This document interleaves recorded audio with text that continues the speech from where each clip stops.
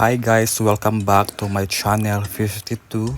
For today's video, magluto ko og bukog. Di mara ni siya ka bukog, literal nga bukog. Sa wala man atong tuyo ani, pang pagana lang gud higop-higop. Init man ang Dabaw, patiwasan na tog painit aron paning tong tagtaman. Kani nga recipe gitudlo ni sa akong auntie.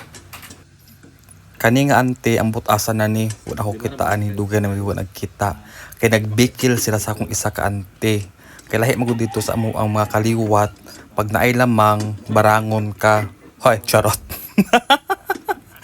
Tapos kung kisay lamang sa inyong barangay tumbahon mo na among mga kaliwat dito sa bukid kay kani magud akong ante isa di magpalupig kung unsay naa sa pikas dapat na po iyaha kung wala siya ginato aw patumbagid ka niya.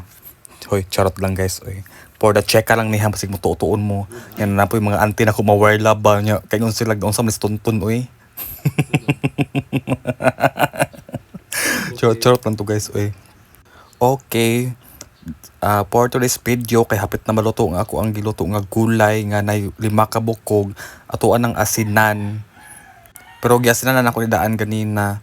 Tapos kay gutom na kaayo ato na ning boyluhan og pabukal tilawan dayon nato ang lasa kung sakto na ba og balanse ang lasa murag sabaw ni Bibimela.